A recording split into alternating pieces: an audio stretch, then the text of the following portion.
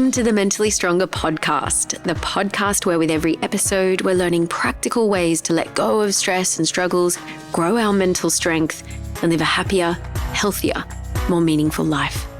I'm your host, Millie O'Brien, co-founder of mindfulness.com and creator of the Deep Resilience Method. I'm so glad to have you here with me today. Let's dive in to today's episode. I just want to start off by saying it's wonderful receiving all the positive feedback about the podcast. We are getting so much feedback that it is really, really helpful for you, and lots of thank yous and lots of love and lots of warmth. And I really appreciate it. You know, it can be lonely work making podcasts and writing books and developing products. So I love hearing from you guys, and I'm so glad that you love the podcast. It has grown in popularity really, really quickly, and I am just loving this. I am loving this. I am also particularly, I guess, feeling appreciative of your warmth and your feedback and your comments, because it has been a long winter for me. I have been writing my first book every single day, 25 hours a week, 5 hours every single day. It's most of my work day, and my partner's been away and my house doesn't have any heating. That's really typical in Australia, isn't it? We just don't know how to heat our homes. I don't know what is going on there, but it's a thing. Everyone in Australia talks about this in winter. Anyway, it's been a long winter. I've been writing, I've been busy, and it is an incredibly big milestone week for me this week, because I'm writing the final chapter of my book. And I feel like you guys have been cheering me on and reminding me that this matters and that it's helpful and it's making an impact on people. So thanks for cheering me on. And by the next episode of the Mentally Stronger podcast, I'm going to be finished. I'm really excited. And the book will be out probably mid next year-ish. So look forward to that. Okay, so today I'm talking about the importance of cultivating a choose to mindset instead of a have to mindset. Let's just try these phrases on for a moment. See how they feel in your body and in your mind when you hear this. I have to do the dishes. I have to lose weight. I have to go to work. I have to spend time with the kids on the weekend. I have to jump on social media for my business. That may or may not have been something I thought to myself recently, and it may or may not have been the inspiration for this episode of the podcast. Okay, so as I said those words, what did you feel in your body, in your mind? Right, when we say have to, it evokes in us feelings of resistance, resentment, and restriction. It implies that we're doing what we're doing. In other words, our actions are only being done out of a sense of obligation and constriction, which in turn drains our enthusiasm and lowers our mood, right? It often also brings up a little bit of hostility towards others. No one wants to have to do anything, right? When I said to myself recently, I have to jump on social media, it's this feeling like it ramps up my frustration and steals my passion. This have to mindset simply isn't helpful. When we adopt, however, a choose to mindset, on the other hand, just through this subtle shift in our self-talk, or we might have been talking out loud, either way, it's the same. It can have quite a profound shift in our attitude, our state of being, and ultimately in the quality of our life. When we say, I choose to take care of my health. I choose to spend quality time with my family. I choose to take out the garbage. I choose to go to work. I choose to go on social media.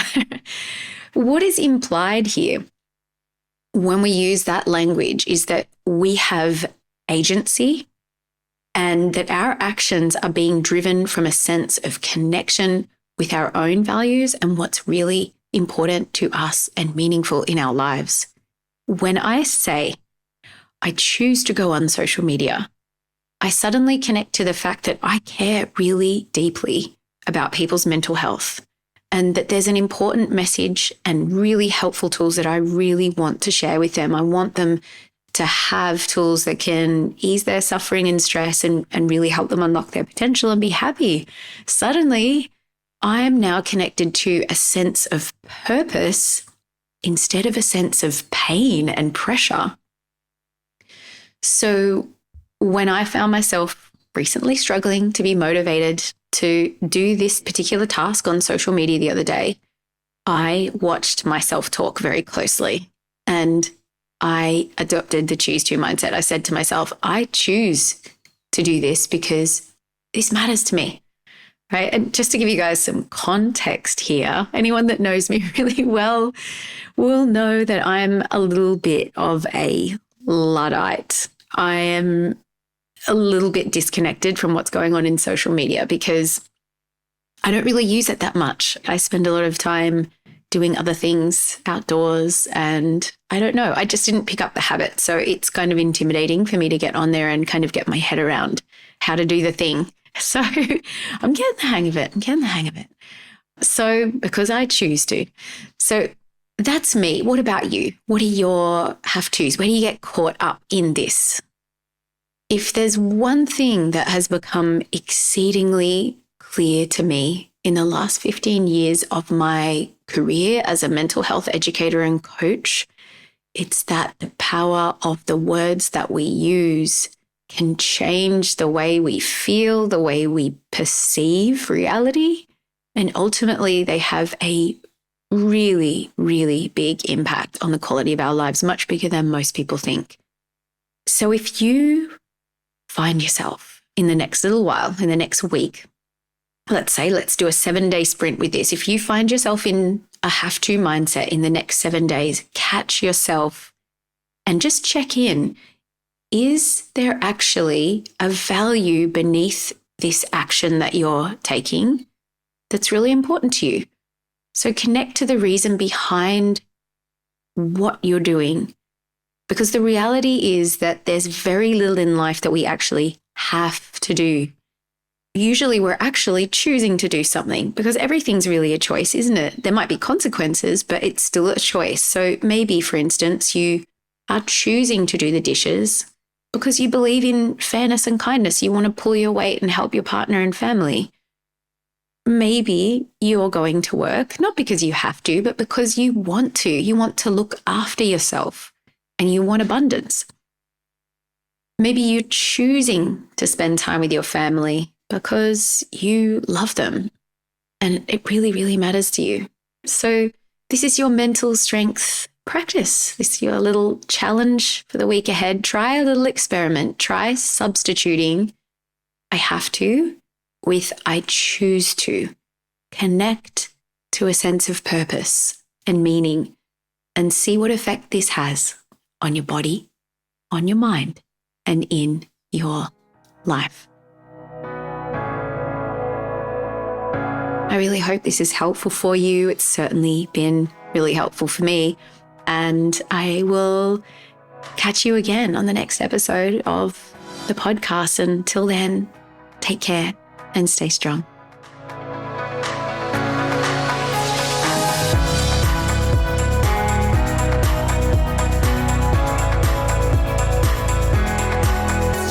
If you know someone who you think might benefit from listening to this episode, share it with them. Sharing it could really help them to feel better and improve the quality of their life. And if you found this episode helpful, remember to subscribe to the podcast so that you can receive more tips on growing your mental strength, and you can keep practicing along with us every week. If you are wanting more support in becoming mentally stronger, come over to my website and take a look at all the coaching and training options that I have there for you. And I also have a bunch of free resources, including a 5-day mental strength challenge that you can begin right away to kickstart your mental strength, improve your mental well-being, as well as your happiness and resilience. You can find all the links for this in the show notes. Thanks again for tuning in. Take care and stay strong.